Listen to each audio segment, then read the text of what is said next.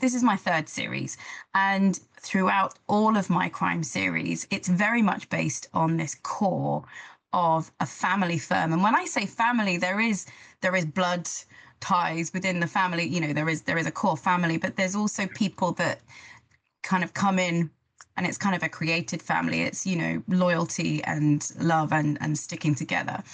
And that's kind of a running theme throughout all of my series.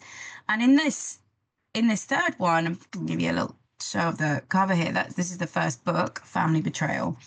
Um, Again, we have that kind of core family setup. Now, Maria, Antonio, and Alex in the very first book, they're siblings. They are in their 30s. They have been kind of handed this family business, which makes it quite different from my other books, because in my other series they've built it from the ground up. You know, they've you know, blood, sweat, and tears, fingernails, clawing, trying to get up the ladder. And these guys, you know, they are, their father has built that up, and so they've grown up with this family firm.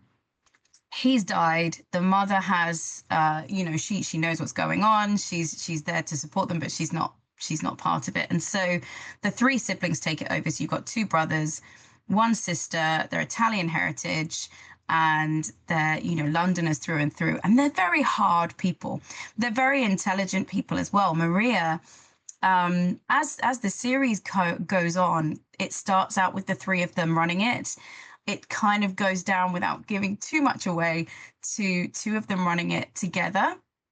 But as it goes on, you quickly understand that while it's Maria and one of the brothers kind of heading everything, and they are the two strong ones, and that Alex, who's the brother that's sort of alongside her, he is very much seen as the head, and perhaps in a way because in this kind of underworld, there is very much still a bit of a hierarchy with, you know, men being the dominant species. But actually, it's Maria that's the real brains behind it, and it's Maria that's the real hard one, and she's kind of running it. So they run it together, but it's kind of quite interesting dynamics. And behind the scenes, you see that Maria is very much the matriarch.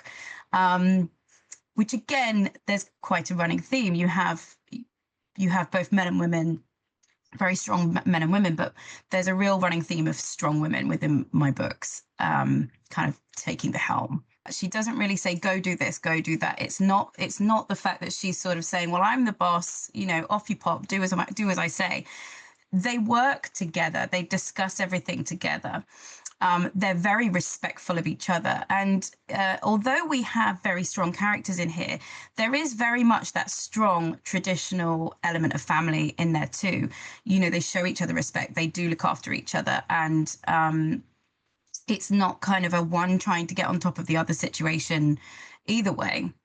So the men tend to be in my books. And again, you've got three quite different series, but there is a general, I like to call them the good baddies. We've got the good baddies and the bad baddies. So the good baddies, you know, yes, they do bad things. They murder people, they commit crimes, they do all these things, but they have this kind of code that they live by. They have these morals and this code, and a lot of that is just about loyalty and respect and looking after those around you who you should. So in that sense, there is still that very traditional kind of setup, but with the added respect that they actually listen. But the females, these strong females, they're not just listened to because they're there. They've earned it, you know. And through the page, I do show that, you know, they have had to earn it harder, and they've had to go further to prove themselves, and they've had to, but they have, and they've kind of done everything that the men have, and then they've gone that bit further. So the men kind of have no choice but to respect what they have to say, because, you know, they'd kind of be stupid not to. If you flip the switch and had it from the other firm's point of view, you'd probably be rooting for them as well. Like, these are bad people, but they're not bad-hearted. So a lot of the time, I mean, there's sometimes I'll make that differentiation kind of because the good baddies, they will kill when they have to, but they don't take pleasure in it. They don't enjoy it. because that would be, psychopathic, for example. Whereas some of the bad baddies, they are those psychopaths that kind of they do it because they really enjoy it, and there's things like that throughout the books which kind of set them apart in a weird stepped back kind of moral ground of criminals, I suppose. We've got Family Betrayal came out a couple of months ago. A few months ago now, and I've got the next book, which is The Wife's Revenge, coming out in December. So The Wife's Revenge it's the second in the series. It picks up where we left off in the last book. There's been some very big things happen. There's been a big shift in the dynamic of who is running things and why, and we've flipped the readers on one of the characters as to how they view them, and they don't know where it's going to go. So book 2, I'm getting the first reviews in now, which is seemingly great, so I'm hoping people are going to like it. But there's a lot of big changes again. There's some extra characters coming in.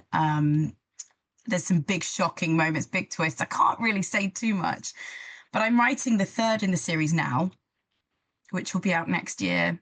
And I think it's getting more and more what I love about writing series, because I've had 2 7-book series, and this is I'm currently writing the third in this, so we'll see where it goes, is you can get really complex with the storylines. I mean, obviously you've got each book has its own arc, but then you've got these building storylines and this evolution of the characters and evolution of sort of bigger things that are going on in the background. And I love building that up. And the deeper you get in a series, the more there is to enjoy.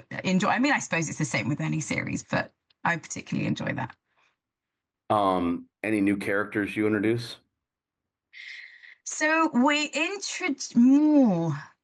There's a really good one coming up, but I can't give it away because it's a really big twist in the family. But one of the characters in book 1 who was absolutely fantastic to write because she's so awful, is coming back, is in book 2, and she does some pretty horrific things. She's kind of in the family, she's one of the firm, but she does some absolutely awful things in the first book, and it all gets found out. And so in the second book, it's her comeuppance, but sort of her response to her comeuppance, and she is horrific. She's somebody that I know readers already are that they love to hate. She's everything you don't like about someone. She's rude, she's brash, she's selfish, she's quite funny and quite sharp, so she's still really fun to read. But she's just a terrible person, so I think people are really excited to see where her story goes and what happens to her. What is And her name? that's Bianca. That's Bianca Capello. That is Alex's wife. Poor, long suffering Alex, who is a really fantastic husband, a lovely guy, for a murderer. Great husband, great family guy. And he's got this just awful wife.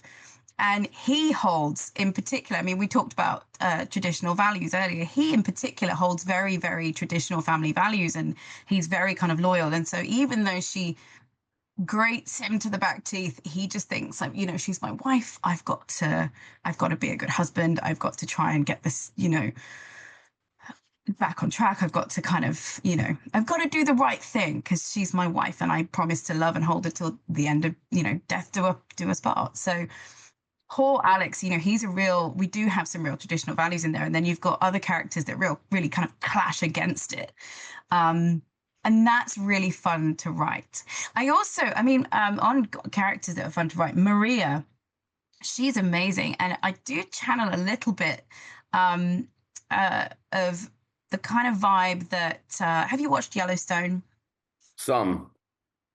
So Beth Dutton I think she's amazing. She's a fantastic character. And the way she's very kind of in that way, she's not black and white. You've got someone who in some ways is a really bad person, but she's also fantastic, and you can't help but love her, especially as a woman. She's a woman that will say absolutely whatever the hell she wants to say, no matter the circumstance. And she'll do what she wants to do, but she does it in a way she'll do it in the right at the right time. You know, you also see, I mean, not very often because I mean, she's quite extreme, but she can also go into an office and be professional. And she can also give a very good, um, you know, exhibit very, very professional and calm qualities.